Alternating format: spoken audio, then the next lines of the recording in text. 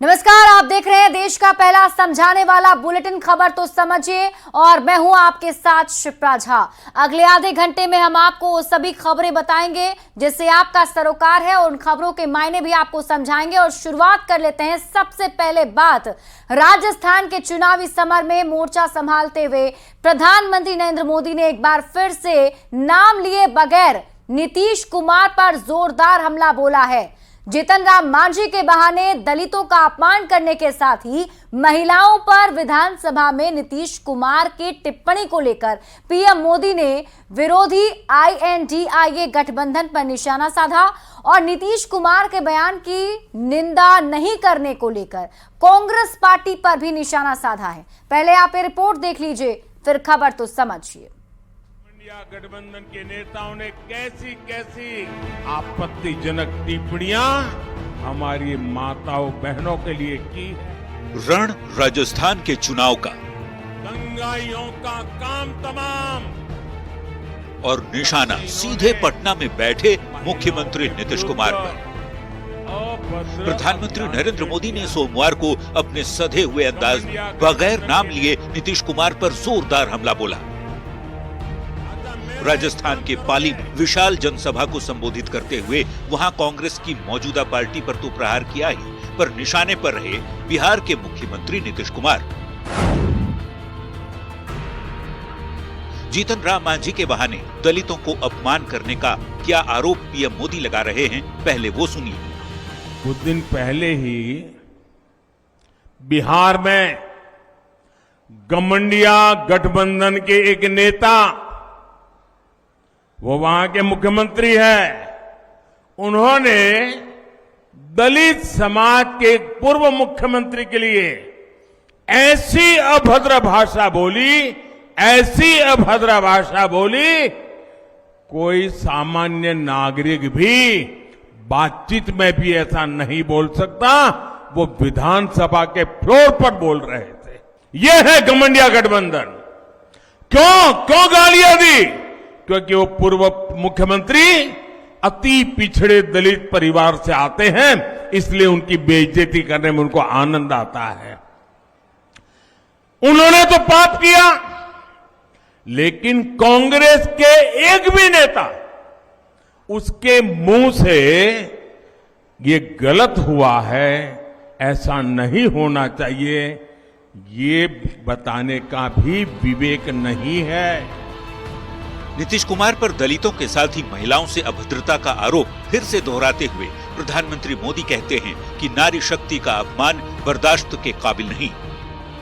बिहार के मुख्यमंत्री ने तो विधानसभाओं में महिलाओं के प्रति घोर अपमानजनक शब्दों का प्रयोग किया है, लेकिन मजाल है कि कांग्रेस के किसी भी नेता ने कोई आवाज उठाई हो।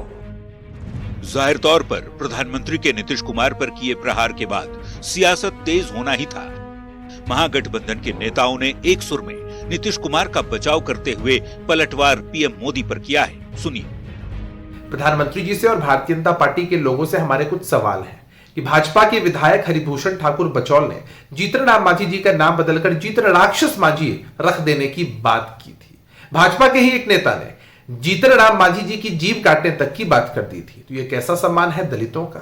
वास्तविकता में भाजपा के लोग दलित विरोधी हैं। आपने जो DNA शब्दों का इस्तेमाल किया था माननीय मुख्यमंत्री नीतीश कुमार जी के संबंध में, उन बातों को याद कर लिए होते तो आपको स्पष्ट रूप से समझ में आता कि मान सम्मान क्या होता है। माननीय प्रधानमंत्री महोदय का दलित प्रेम एक ढोंग है, एक पाखंड है जो सिर्फ चुनाव के समय ही जागृत होता है।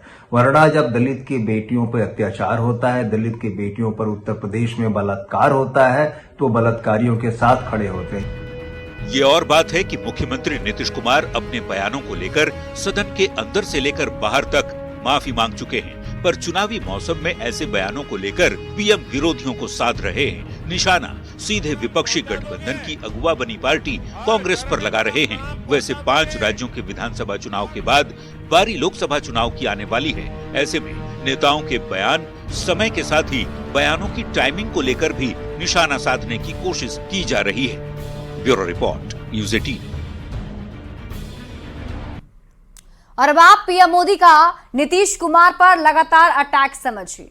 प्रधानमंत्री नरेंद्र मोदी लगातार नीतीश कुमार पर निशाना साध रहे हैं। जीतन राम मांझी पर दिए गए बयान को दलितों का अपमान बताते हुए सीएम नीतीश कुमार पर हमलावर हैं।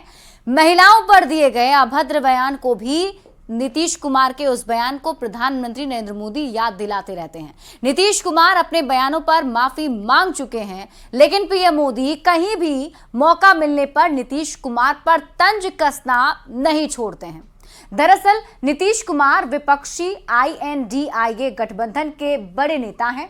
विपक्ष को एकजुट करने में नीतीश कुमार पहले से ही जुटे हुए हैं और बीजेपी को लोकसभा चुनाव में हराने की बात भी नीतीश कुमार करते रहते हैं। नीतीश कुमार हर कोशिश कर रहे हैं कि विपक्ष एकजुट रहे। ऐसे में दलितों और महिलाओं वाले बयान पर पीएम सीधा तंज नीतीश कुमार पर कस रहे हैं और उन पर निशाना साध रहे हैं। बढ़ते हैं आगे और अब बात करते हैं अगली खबर की। बाबूलाल मरांडी झारखंड के बीजेपी अध्यक्ष ने एक बार फिर प्रदेश के लिए NRC लागू करने की मांग की है। न्यूज 18 से खास बातचीत में झारखंड के पूर्व सीएम बाबूलाल मरांडी ने NRC की शुरुआत संथाल परगना से किए जाने की वकालत की। क्यों बाबूलाल मरांडी NRC की मांग कर रहे हैं और क्यों गर्म है झारखंड की सियासत, पहले आप रिपोर्ट देख लीजिए, फिर खबर तो समझिए।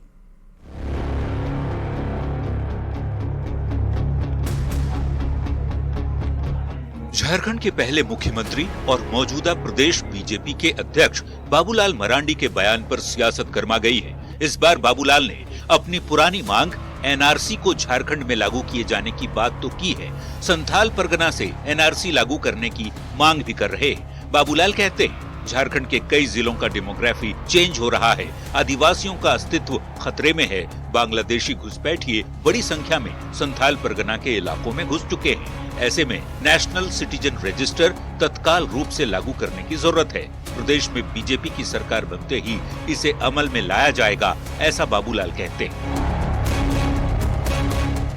देखिए, ऐसे तो पूरे झारखंड में ही धीरे धीरे से योजनाबद्ध तरीके से घुसपैठ कराया जा रहा है, लेकिन मुख्य रूप से जो संथाल परगना का साहेबगंज पाकुड़ है, जो बंगाल की बॉर्डर से सटा हुआ है और बांग्लादेश से भी वो नजदीक है, स्वाभाविक रूप से उस क्षेत्रों में आबादी जो डेमोग्राफी है वो पूरी तरह से बदल गई है। और इसलिए हमने कहा कि भाई कम से कम हम पूरे राज्य में नहीं भी करें तो NRC, ये जो संथाल परगना का जो क्षेत्र है, इस पर एक बार हो जाना चाहिए, ताकि ये तो पता चले कि भाई कब से कौन कहां से आए हैं, कब आए हैं। बाबूलाल मरांडी ये बातें झारखंड से दूर देश की राजधानी दिल्ली में देते हैं, संकेत देने की कोशिश कर रहे हैं कि झारखंड में अवैध घुसपैठ को किसी भी हाल में रोका जाएगा। आरोप विरोधी गठबंधन INDIA की सहयोगी JMM पर भ्रष्ट होने का भी लगाते हैं। ऐसे में सत्ता पक्ष की ओर से पलटवार किया जा रहा है। आरोप केंद्र सरकार पर लगाते हुए बयान को सियासी जमीन खिसकने से जोड़कर लगाया जा रहा है। बाबूलाल मरांडी जी अगर सपना देख रहे हैं तो देखें, भाजपा 15 सालों तक झारखंड में विपक्ष में रहेगी, ये झारखंड की जनता ने तय कर लिया है। संथाल परगना और झारखंड की डेमोग्राफी की जो बात कर रहे हैं कि बांग्लादेशी झारखंड में आ गए हैं, घुसपैठी हैं, तो बॉर्डर सिक्योरिटी फोर्स क्या कर रही है? बॉर्डर सिक्योरिटी फोर्स गृह मंत्रालय के अंतर्गत आती है। केंद्र में 2014 से लगातार दूसरी बार भाजपा की सरकार है, तो भाजपा वालों को ये बताना चाहिए बाबूलाल मरांडी केंद्र सरकार को कटघरे में खड़ा कर रहे हैं। RSS से यह आग्रह करूंगा कि भारतीय जनता पार्टी में NRC लागू करवाए, क्योंकि प्रदेश अध्यक्ष घुसपैठिया, विधायक दल का नेता घुसपैठिया, सचेतक घुसपैठिया, तो बाबूलाल जी को यह एहसास है। इनके नॉर्थ ईस्ट के जितने मुख्यमंत्री हैं, 2 मुख्यमंत्री हेमंत बिस्व शर्मा, N बीरेन सिंह, ये लोग भी घुसपैठिए हैं। आखिर बाबूलाल मरांडी जिस NRC की मांग झारखंड के संथाल इलाके में लागू करने की कर रहे हैं, वो है क्या, इसे भी समझ लीजिए। दरअसल NRC नागरिकों का राष्ट्रीय रजिस्टर होता है, वैध भारतीय नागरिकों का आधिकारिक रिकॉर्ड माना जाता है। नागरिकता अधिनियम 1955 के तहत देश के नागरिक बनने वालों का डिटेल शामिल होता है। यह रजिस्टर पहली बार 1951 की जनगणना के बाद तैयार किया गया था, लेकिन अब तक इसे अपडेट नहीं किया जा सका है, जिसकी मांग की जा रही है। एनआरसी लागू होने से वैसे लोगों को परेशानी होगी जिनके पास नागरिकता साबित करने वाले दस्तावेज नहीं है।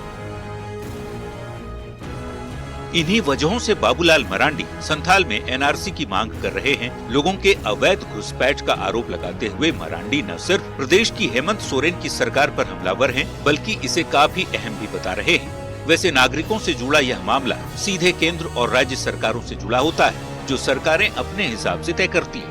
जनसंख्या नियंत्रण के उपायों के बावजूद यदि डेमोग्राफिकल चेंज हो रहा है तो इसे सरकार को भी गंभीरता से लिए जाने की जरूरत है। न्यूज़ 18 के लिए दिल्ली से अनूप गुप्ता के साथ रांची से अविनाश कुमार की रिपोर्ट। और अब आप समझिए कि झारखंड में क्यों उठ रही है एनआरसी की मांग। बाबूलाल मरांडी बार बार झारखंड में एनआरसी की मांग करते हैं। आदिवासियों के प्रदेश में मुसलमानों के कब्जे का आरोप लगा रहे हैं।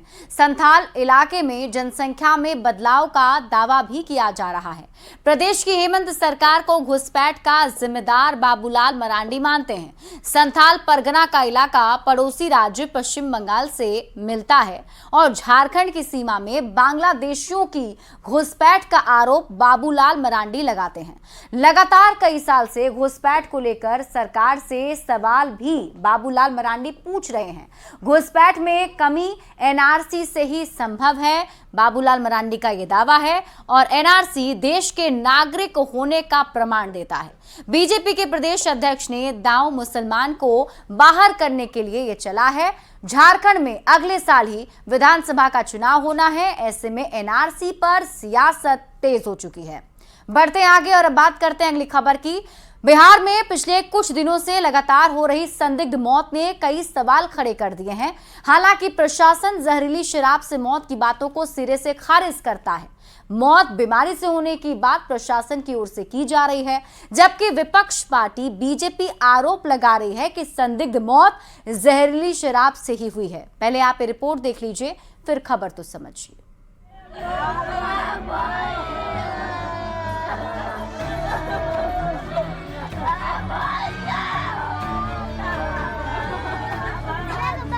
गोपालगंज में एक बार फिर संदिग्ध स्थिति में 5 लोगों की मौत पर कई गंभीर सवाल खड़े हो रहे हैं।